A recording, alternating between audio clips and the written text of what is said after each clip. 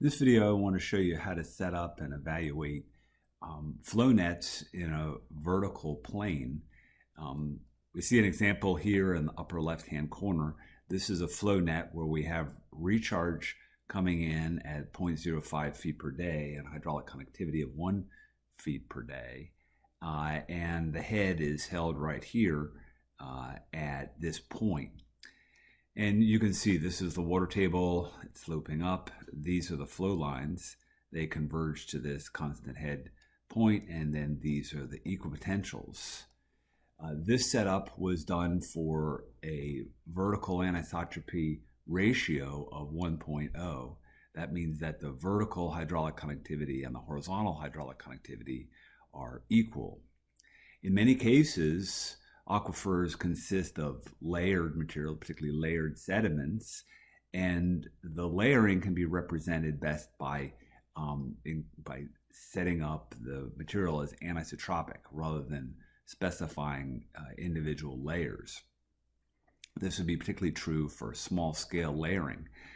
And an example of that is shown in the next panel right here, where we've got a ratio of horizontal to vertical hydraulic conductivity of 5.0, and that's specified using this term vertical anisotropy ratio 5.0. And in this case, you can see that the flow net has been affected.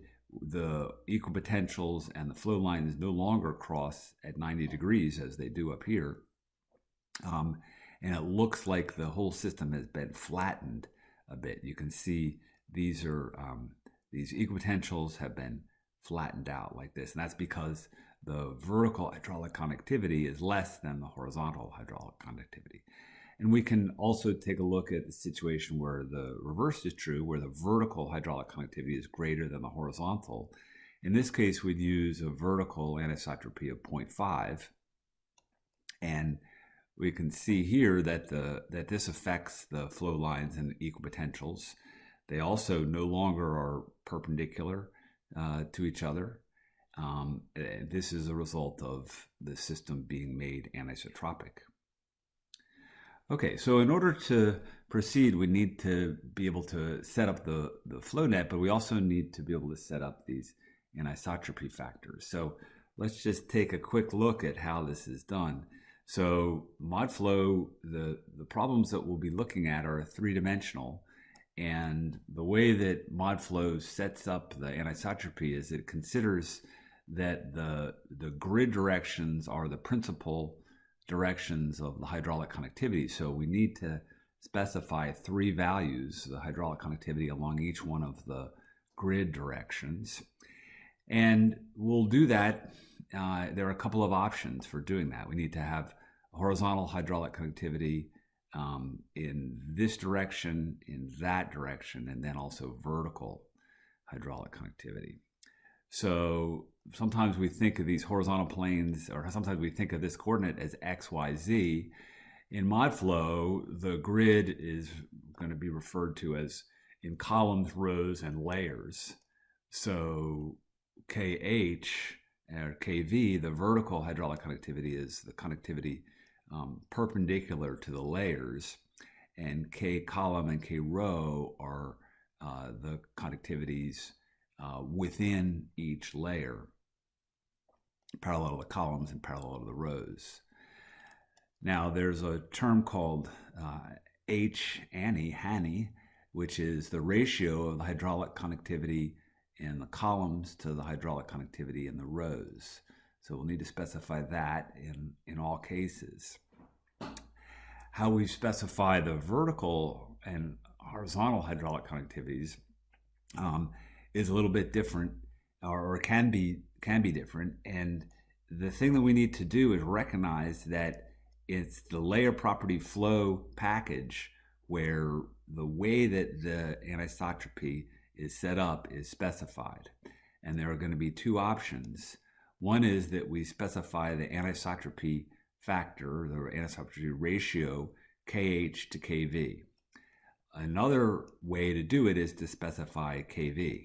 And it's important to recognize that in the LPF package, we can specify which one of these methods is used.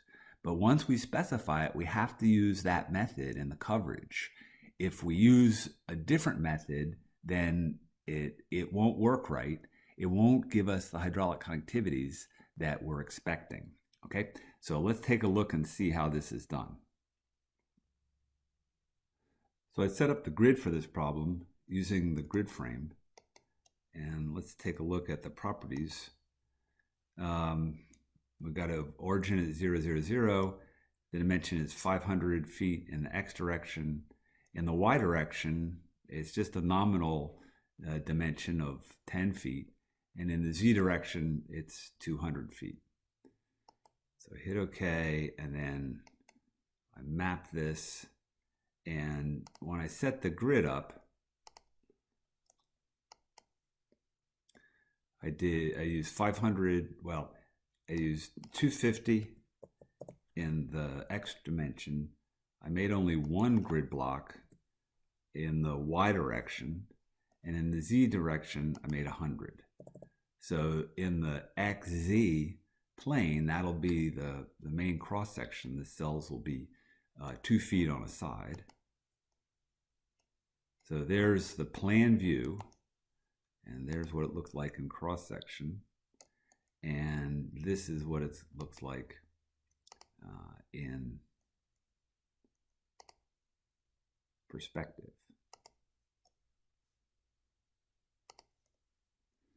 Okay, so we can see that it's a vertical slice. Now let's add mod flow to this.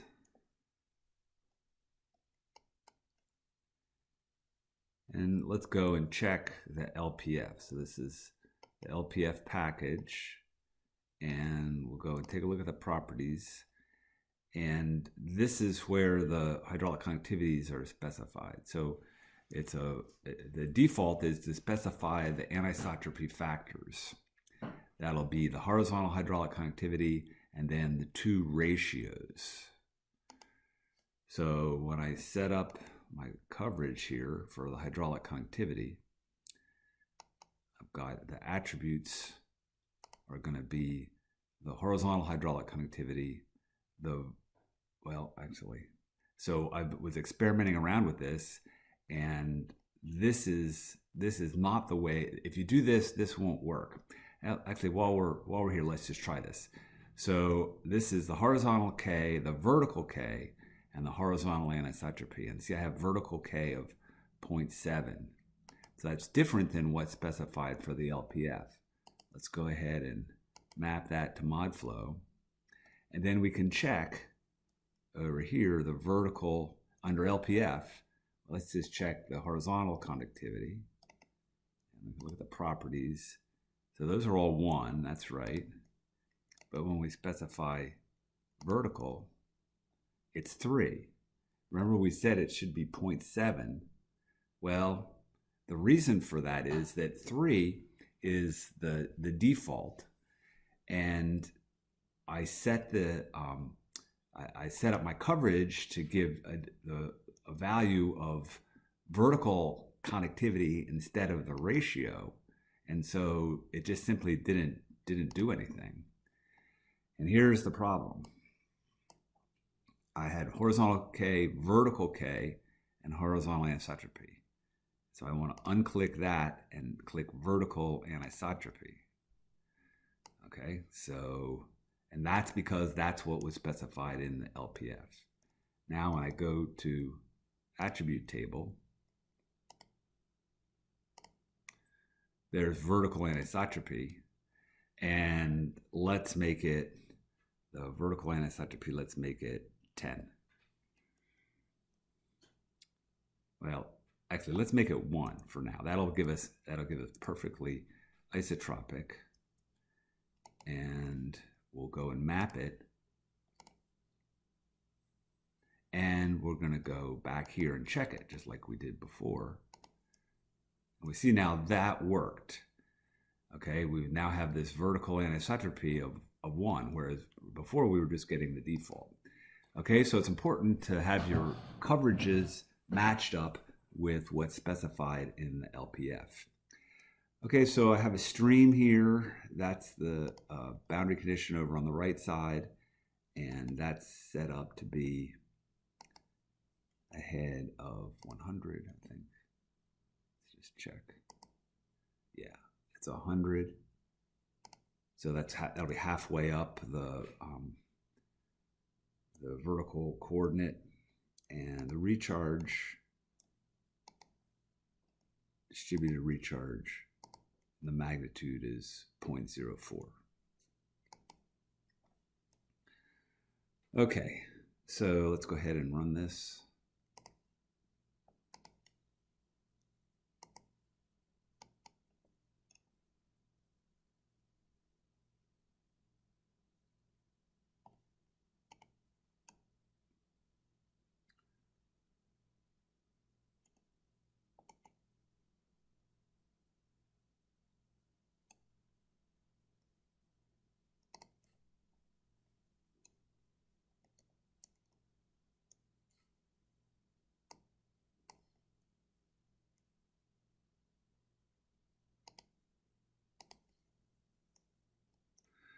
So here are the hydraulic heads in cross section, and now we want to include some flow paths. So what I did was to put in some points in this coverage. If we go up here, look at this in plan view. Here are the points, and there are a couple of options here. You can see the red. That means that the cells are inactive. And you can see why that is. If we look at this in cross section, all the cells up here have been inactive because they're above the water table. And so if we look at this in plan view, the layer 26, these cells are active, these cells are inactive. So if we go, now we're above any active cells. And if we go here, we can see there are more and more active cells. And now right here, it looked like that's the first row or first layer where they're all active. So one thing we could do is have the flow lines be generated from these points. So if we do that, let's try that again here.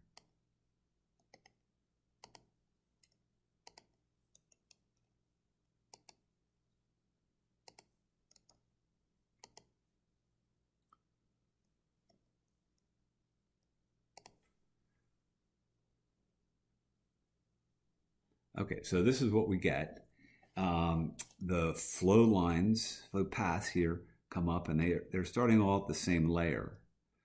Okay, and that may be sufficient for this application, but we might want to have these go all the way up to the water table. And so let's take a look at how to do that. I'm just going to delete these and go back and do this again. And the reason that the flow path looked like that is because they were all started from the same layer. So we can start them from different layers by looking at the cells that are inactive and the ones that are active. If we start if we go and we basically have to start the flow lines from points that are in an active layer. So this point right here is still in an active layer. So I'm going to just highlight that one. Well, I need to go here, highlight that point, select it.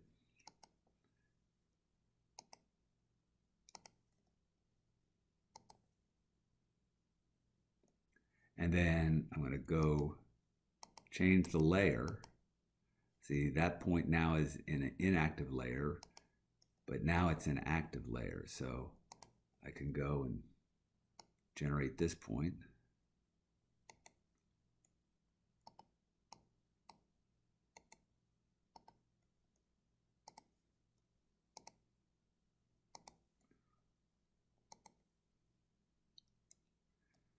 Okay, and we're going to move to the next one. So it looks like it's got to be layer 31. Repeat. And basically this is a little tedious, but in order to get these starting at the right layer, I need to go through each one and do it individually.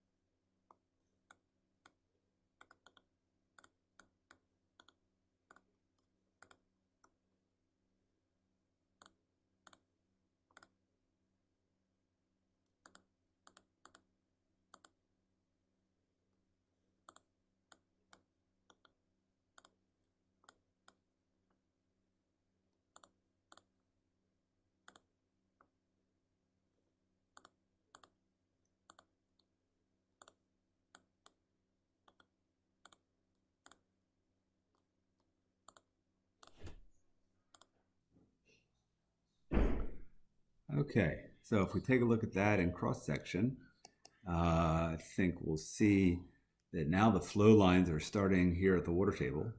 So we get a much more representative image of what the flow system would look like. Okay, now we'll take a look at what happens to this system when we make it anisotropic. So go to the hydraulic conductivity coverage, and we'll go to the vertical anisotropy, and we'll make a ratio, a vertical anisotropy ratio of 5. So the horizontal hydraulic conductivity is fixed. We specify that. We specify this ratio of 5. That'll make the vertical hydraulic conductivity 1/5 of the horizontal hydraulic conductivity, because this ratio is the horizontal to vertical anisotropy.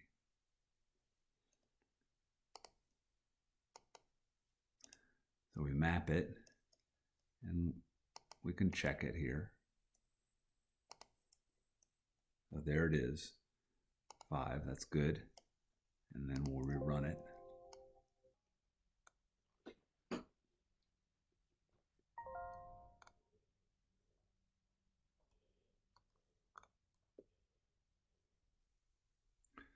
So here are the hydraulic heads for this situation. And you can see that it's kind of like a flattened ellipse right in here. That's a characteristic of this anisotropic case where the horizontal hydraulic conductivity is greater than the vertical.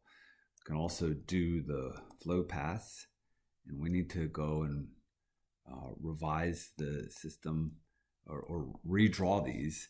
And so we can do them we can bring them up to the water table like I showed you before, or we can just go ahead and run them in a horizontal plane that's the uppermost fully active horizontal or layer. Okay, so we'll go and just do that just in the interest of time.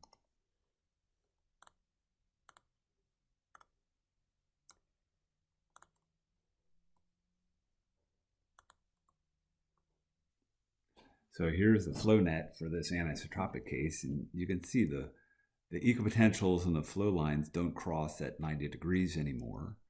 That's one of the characteristics of an anisotropic flow net. And you can see the ratios of the separation between the flow lines and between the equipotentials also is not constant along a flow path. So that's another characteristic. And remember, when we assume that the flow lines and equipotentials are perpendicular and that the ratio is maintained, one of the things that we have to tacitly assume with that is that the conditions are isotropic. So now that they're anisotropic, you can see what the consequences are.